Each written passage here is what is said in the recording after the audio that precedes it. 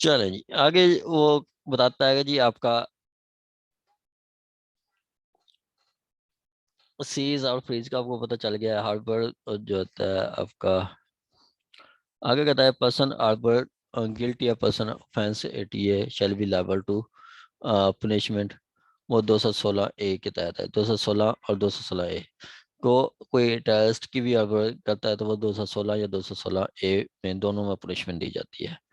आगे वो बताता है कि जी आपका इन state of intoxication in public place, ठीक है, आप नशे की हालत में किसी को जो है तंग करते हैं तो वो 510 में पीपीसी में बताया गया है।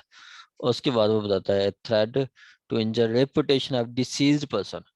डिसीज पर्सन की रेपुटेशन को आप जो आर्ट इंजर करते हैं वो 499 डेफामेशन में आता है। 499 डेफामेशन में आता है।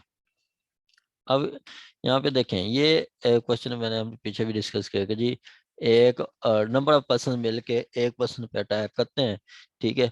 तो वो पर्सन ऐसी सिचुएशन में होता है कि जी अगर वो आपका अपना सेल्फ डिफेंस इस्तेमाल करता है तो इनोसेंट पर्सन की डेथ हो सकती है। तो लॉ कहता है कि जी उस सिचुएशन में जहाँ पे आपको लगता है कि जी इनोसेंट पर्सन की डेथ हो सकती है तो उसमें भी आपका राइट ऑफ प्राइवेट डिफेंस हासिल होता है, ठीक है। उस सूरत में भी आप मतलब अपनी जान बचाने के लिए इनोसेंट पर्सन की भी डेथ काज कर सकते हैं। लॉ आपको ये फेवर देता है 106 में। और उसके बाद वो कहता है आपका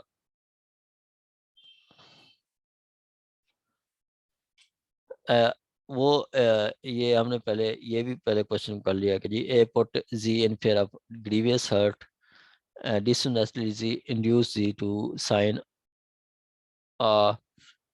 is seal blank paper. Z deliver the property. This the how what offense has been committed and what are the extension of का रॉबरी। ठीक है, देखिए अब ग्रीवियस हर्ट की जहाँ पे इंजरी आ जाए तो वो आपका रॉबरी बन जाता है, ठीक है। ग्रीवियस हर्ट, अब सिर्फ इंजरी है तो वो एक्सटॉर्शन है। ग्रीवियस हर्ट है तो वो आपकी रॉबरी बन जाती है 390 में। और उसके अलावा बन जाता है कि पुनिश एक्सटॉर्शन और रॉबरी की डिफरेंसेस क्या है, ठीक है। और एक्सटॉर्शन में आपकी इंजरी होती है, फिर अब इंजरी होती है कि फिर मैं आपको इधर बिठा दूंगा या मैं आपकी चोरी कर लूंगा या मैं आपको जो है मारूंगा, ठीक है। ये इंजरी है, फिर अब इंजरी है। अब ग्रीवियस हर्ट की डेथ की या पुलिस स्ट्रेन की जो इंजरी होगी वो आपकी डेथ, उसको कहेंगे रॉबरी, ठीक हो गया। वो आपके ये डिफरेंसेस हैं। वो कहता है what when extortion become act of terrorism, ये भी सेक्शन 680 में बताया गया है। उसके बाद ये भी हम पहले डिस्कस कर चुके हैं कि A instigate B to Z cause grievous hurt to Z, B in consequences of instigation cause hurt to Z, Z dies in consequences, what for which offense A is liable, ठीक है। वो particular fact जो आपका जो है वो बताता है कि इंस्टिगेट किया करता है कि जी इसका हर्ट करने का, और उसमें वो जो है ना जी इनकॉन्सिक्वेंट डाइज, वो मर जाता है। तो उसमें पार्टिकुलर फैक्ट 113 भी उसमें आता है, ठीक है। 107, 109 और 113। उसके बाद आपका आ जाता है ये भी हमने पहले डिस्कस कर लिया है, one homicide amount of murder. उसके बाद ऑफेंसेस जो है शेड्यूल थर्ड शेड्यूल में जो ऑफेंसेस बताई गई हैं वो आपने डिस्कस करना है। उसके बाद वो बताता है इलेक्ट्रॉनिक फोर्जरी, सेक्शन 13 फीका में बताया गया है। चाइल्ड पोर्नोग्राफी 12 में बताया गया है। और साइबर स्टॉकिंग 24 में बताया गया है। ये आपका पेपर। और उसके बाद ये अभी आया था एपीजी का, ठीक है। उसमें भी डिफरेंट वो कहता है कि शज्जा आमा की पुनिशमेंट 10 साल है। शज्जा आमा है A5, जहाँ पे आपका वाउंड जो है आपका टच करता है मेम्ब्रेन ऑफ ब्रेन को, दिमाग की छड़ी झल्ली को अगर टच कर जाए तो वो 10 साल उसकी सजा है। और उसके साथ अर्श भी है। और कन्फेशन जो है वो आर्टिकल 37 में है। अपील अगेंस्ट एक्विटल, ठीक है, वो विद इन 30 डेज करते हैं। और अपील अगेंस्ट जब गवर्नमेंट करती है तो उसके लिए 6 महीने का टाइम होता है। सेक्शन 157 है लिमिटेशन एक्ट का। और उसके बाद वो बताता है a person who knowingly acquire the assets frozen under control of narcotics, जो चीज़ें एसेट्स मतलब फ्रोज हो गई है, मतलब फ्रीज है, ठीक है, फ्रीज हो चुकी है, तो उसको कोई एक्वायर करता है, ठीक है, तो उसको भी 3 साल सजा होती है, ठीक है, उसको भी 3 साल सजा होती है। उसके बाद कहता है आपकी ऑफेंस 161 PPC, 161 PPC का वो बताता है और करप्शन एक्ट, वो आपका करप्शन एक्ट में आ गया है। उसके बाद कहता है कि Z sending information counterfeit source believe to be recipient unauthentic source, ये स्पूफिंग है, जो आप एक वेबसाइट बना लेते हैं किसी दूसरे पर्सन, किसी दूसरी कंपनी की। उसके बाद आपका आ जाता है कि जी डिफेक्टिव इन्वेस्टिगेशन के लिए आपको 3 साल सजा दी जाती है। और ये पुलिस आर्डर है 155D पुलिस आर्डर का, ये कल हमने टेस्ट भी लिया था पुलिस आर्डर का, तो वो उसमें भी यही है कि जी अगर एक पुलिस ऑफिसर अपनी ड्यूटी की वायलेशन करता है तो उसको 3 साल सजा दी जाती है, ठीक है। उसके बाद कहता है कि जी एक police officer inflict torture any person in custody, अगर कस्टडी के दौरान अगर पुलिस ऑफिसर जो है किसी को टॉर्चर करता है तो उसको सजा दी जाती है 5 साल की, जो कि पुलिस आर्डर आर्टिकल 156 में बताया गया है, 156 में बताया गया है, ठीक हो गया। उसके बाद है जी आपका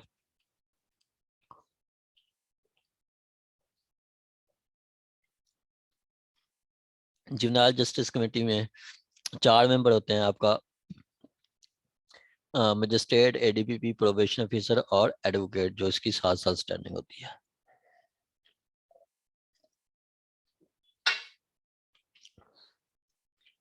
उसके बाद वो बताता है आपका विटनेस प्रोटेक्शन एक्ट को डिस्कस कर रहा है। विटनेस प्रोटेक्शन एक्ट बोर्ड में 7 मेंबर्स होते हैं और उसके 2 यूनिट बनाए जाते हैं विटनेस प्रोटेक्शन एक्ट के तहत। उसके बाद वो कहता है प्ली ऑफ एली में बाई में prove return of prove accused पे होता है। उसके बाद वो कहता है court of magistrate second class जो है वो 1 साल तक सजा दे सकता है। ये सेक्शन 32 में डिस्कस किया गया है कि फर्स्ट क्लास 3 साल तक सजा दे सकता है, 45,000 तक फाइन लगा सकता है। सेकंड क्लास 1 साल तक सजा दे सकता है, 15,000 फाइन लगा सकता है। और third class magistrate third class 1 माह तक सजा दे सकता है और 3,000 फाइन लगा सकता है, ठीक हो गया। आगे every appeal under section shall be finally abate, कोई भी अपील है वो अबेट हो जाती है आपके जब एक्यूज की डेथ हो जाती है। ये हमने पढ़ा है 431 में भी यही चीज़ है कि जब आपका एक्यूज ही मर जाएगा तो वो मतलब प्रोसीडिंग अबेट हो जाती है, मतलब खत्म हो जाती है। और उसके बाद ये आपका पेपर 2 दिन पहले जो हुआ है, 2 दिन पहले हुआ है, 2 दिन पहले क्या कल हुआ है ये ADPP का, कल आपका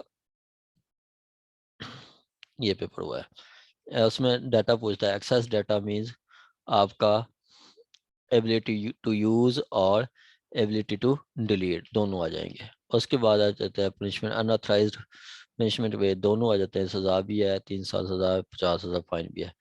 और उसके बाद आपका punishment for imprisonment of hate speech की सज़ा 1 साल है। उसके बाद आपका वो प्रोस्क्राइब ऑर्गेनाइजेशन को शेड्यूल 4th शेड्यूल में डाला जाता है, फर्स्ट सेकंड थर्ड नहीं, 4th शेड्यूल में डाला जाता है। उसके बाद अब्सकॉन्डर को सजा दी जाती है 3 साल तक, जो ATA का अब्सकॉन्डर होता है।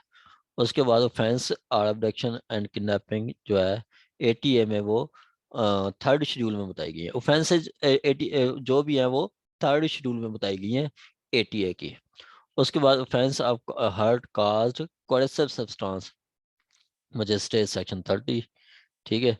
और इस कोरेसिव सब्सटेंस 336A-B में हमने डिस्कस किया है PPC, तो वो आपका मजिस्ट्रेट सेक्शन 30 करता है। या उसके बाद वो आगे आ जाता है चैप्टर 13 जो है वेट एंड मेजर से डील करता है। पब्लिक नाजन्स की डेफिनेशन 268 में बताई गई है। और आपका जो कॉमन इंटेंशन है, कॉमन इंटेंशन आपकी विकेरियस लायबिलिटी होती है। और उसके बाद वो कहता है अटेम्प्ट टू रॉबरी 393 में बताया गया है। आगे बताता है ट्रेड मार्क की डेफिनेशन 478 में बताई गई है। देखें कि मोस्टली वो पीपीसी में से पूछ रहा है। ठीक है, 25 एमसीक्यूज होते हैं, तो 25 में से 15 प्लस आपके 15 प्लस एमसीक्यूज पीपीसी में से होते हैं। यहाँ से भी देख लें, तो पीपीसी आप कर लें तो 15 एमसीक्यूज हो जाएंगे, बाकी उधर से भी आपकी हो जाएंगी। आगे है जी आपका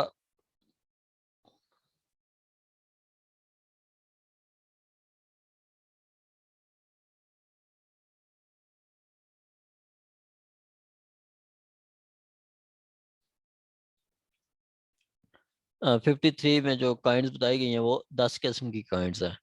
और नन ऑफ दीज में वो ऐसे लगा देता है, जैसे कहता है 5 12 15, नन ऑफ दीज, तो आपकी ये है 53। और उसके बाद 53 में 10 किस्म की काइंड्स है, और हार्ट की काइंड्स 5 हैं 332 में। उसके बाद ये देखिए, ये हार्ट की काइंड्स भी बार बार पूछ रहा है, यही आपको बार बार रिपीट कर रहा है। ये मैं आपको पीडीएफ में शेयर कर दूंगा, तो इनको आपने देखना है। और उसके बाद कहता है आप as per section 311 there are two ways of payment of दियत। दियत को दो तरीके से पे की जाती है, लमसम या इंस्टॉलमेंट पे। इतलाफ उजू काइंड ऑफ हार्ट होती है इतलाफ उजू। इतलाफ हार्ट की कितनी काइंड्स हैं? 5 काइंड्स हैं, इतलाफ उजू, सलात उजू, और शज्जा, और आपकी जोड़, और अदर काइंड्स। उसके बाद 337A4 जो है ये आपका मुनाकला है, शज्जा मुनाकला। बाकी आपका ये देख रहा है कि control of narcotic substance repeal किया है, सब ऑर्डिनेंस को, control of narcotic substance ordinance है 1967, उसको रिपील करके एक्ट बनाया गया था। एडिक्टेड पर्सन में से आपका वो जो कि डिपेंड करता है नार्कोटिक ड्रग्स और साइकोट्रॉपिक सब्सटेंस दोनों पे। और उसके बाद डिफरेंट वो बताता है, जैसे वो कहता है सेक्शन 9 की पनिशमेंट बताएं। आगे कहता है give the detail of offences and quantum of punishment in different section. Different section में 5 11 13, 5 में क्या है, आप कोई कल्टीवेशन करेगा तो उसकी सजा। सेक्शन 4 में कल्टीवेशन का बताया गया है, सेक्शन 5 में उसकी पनिशमेंट बताई गई है। और उसके अलावा अगर कोई जो है वो जो कोई बिल्डिंग या मटेरियल मशीनरी इस्तेमाल करेगा, तो उसकी सेक्शन 10 में बताया गया कि कोई बिल्डिंग या मटेरियल कोई मशीनरी इस्तेमाल करता है तो उसकी सजा 11 में बताई गई है। आगे कुछ एसेट्स एक्वायर करते हैं तो उसकी सजा 13 में बताई गई है। अबैटमेंट की सजा 15 में बताई गई है। जहाँ पे कोई सजा नहीं बताई गई तो वहाँ पे सेक्शन 16 के तहत 1 साल सजा बताई गई है। अगर आप सीएनएसए में मतलब कोई ऑफिसर को ऑब्स्ट्रक्शन काज करते हैं तो सेक्शन आपका 17 में बताया गया कि उसकी सजा 3 साल होगी। 19 में सजा बताई गई है कि जी अगर कोई कन्विक्शन हो जाती है तो उसकी प्रॉपर्टी भी अटैच कर ली जाएगी। एक मुलजिम को 3 साल से ज्यादा कन्विक्शन हो गई है तो उसकी प्रॉपर्टी कॉन्फिस्केट कर ली जाएगी। ये पनिशमेंट्स हैं उसमें। उसके बाद जनरल एक्सेप्शन बता रहा है, general exception with the section scheme of PPC. General exception 76 से 95 तक है। ठीक है, 76 से 95 तक। जैसे आपका एक्ट इन गुड मतलब सब सीनियर के ऑफिसर के कहने पे जो आप ऑफेंस करते हैं तो वो कोई ऑफेंस नहीं है। उसके बाद वो कहता है कि जी बच्चा है 10 साल से कम, 82 के तहत कोई 10 साल से कम कोई बच्चा ऑफेंस करता है तो कोई ऑफेंस नहीं है। 83 है, 10 साल से 14 साल का कोई बच्चा ऑफेंस करता है तो उसकी मेच्योरिटी देखी जाती है कि क्या एक्ट अपने एक्ट के नेचर को जानता था या नहीं जानता था। अगर जानता था तो ऑफेंस है, नहीं जानता था तो कोई ऑफेंस नहीं है। ठीक हो गया। इसी तरह आपका 82 जो बता 81 बताता है एक्सीडेंशियल, जो एक्ट एक्सीडेंशियल एक्सीडेंशियल हो, ठीक है, जहाँ पे आपकी इंटेंशन नहीं होती तो वो ऑफेंस नहीं है। और 84 बताता है कि जी मिस्ड अनसाउंडनेस ऑफ माइंड, के आप एक बच्चा पागल शख्स को ऑफेंस कमिट करता है तो वो कोई ऑफेंस नहीं है। ठीक है, 85 बताता है कि जी आप जो है वो नशे में कोई ऑफेंस करते हैं, नशा आपकी मर्जी के खिलाफ दिया गया है और आपको नॉलेज आपकी मर्जी के खिलाफ दिया गया तो वो कोई ऑफेंस नहीं है। इसी तरह ये एक्सेप्शन बताते हैं, जैसे 87 में आपका 87 में आप स्पोर्ट्स के मतलब जो है इजाज़त देते हैं तो वो भी कोई ऑफेंस नहीं है। 82 89 है, 88 है। डॉक्टर को जो इजाज़त देते हैं ऑपरेशन के लिए वो भी कोई ऑफेंस नहीं है। ये आपकी ऑफेंसेस हैं। बाकी ये आपका हो गया। बाकी यूज़ ऑफ क्रिमिनल फोर्स 350 352 है। ये है आज का आपका लेक्चर। ठीक है, हमारा जो लास्ट हम डिस्कस कर रहे थे, ठीक है, और अकेडमीज़ की जो बेस्ट अटैम्प्ट्स हैं वो मैं आपको बेस्ट अटैम्प्ट्स दिखाता हूँ, वो आप देखें तो ये आपकी बेहतरीन अटैम्प्ट ऐसे होनी चाहिए। ये एक हमारी स्टूडेंट है जो CSS भी पास किया उन्होंने। ये अटैम्प्ट टेस्ट हमारे तो 3-4 महीने हो गए हो रहे हैं। ठीक है, ये उन्होंने टेस्ट दिया है, इलेक्ट्रॉनिक फीका का टेस्ट है। पनिशमेंट्स मैं आपको PPC का दिखाता हूँ। ये देखें, ये आपका क्वेश्चन आपका वो बताता है पनिशमेंट्स के हवाले से। 53 ये आपके थ्योरी ऑफ पनिशमेंट्स। और उसके अलावा ये ऐसा कोई लिखने की ज़रूरत नहीं है। ये आपकी पनिशमेंट के साथ दियत अर्श, इसको ये देखें, ये आपकी बेहतरीन अटैम्प्ट है। थोड़ा थोड़ा आप करके लिखें। उसके बाद आपका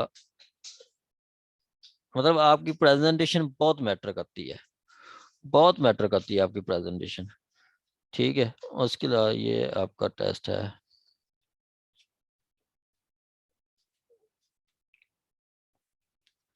जिसमें कत्ले अहमद कत्ले खता, ये आपकी प्रेजेंटेशन ऐसी होनी चाहिए। ठीक है, ये आपकी बेहतरीन अटेम्प्ट है, बेहतरीन। ठीक है, जैसे काइंड्स आप कत्ल, ये देखेंगे आपकी प्रेजेंटेशन आपको इतनी बहुत अच्छी है, मतलब अगला एग्जामिनर देख के उसको सही समझ आए। और रेलिवेंट और सफिशिएंट लिखना है, कोई चीज़ एक्स्ट्रा नहीं लिखनी, कोई चीज़ भी आपने एक्स्ट्रा नहीं लिखनी। उसके बाद देखें, ये है आपका ये काइंड्स ऑफ पनिशमेंट्स में आ जाता है हाशमा। ये मतलब आपकी प्रेजेंटेशन बहुत मैटर करती है, प्रेजेंटेशन अच्छी होनी चाहिए। बाकी ये आपके पेपर 2 की हद तक है। बाकी इंशाल्लाह हम नेक्स्ट शेड्यूल बनाएंगे। तो यहाँ तक किसी का कोई क्वेश्चन हो तो आप पूछ सकते हैं। Anyone any question, anyone any question.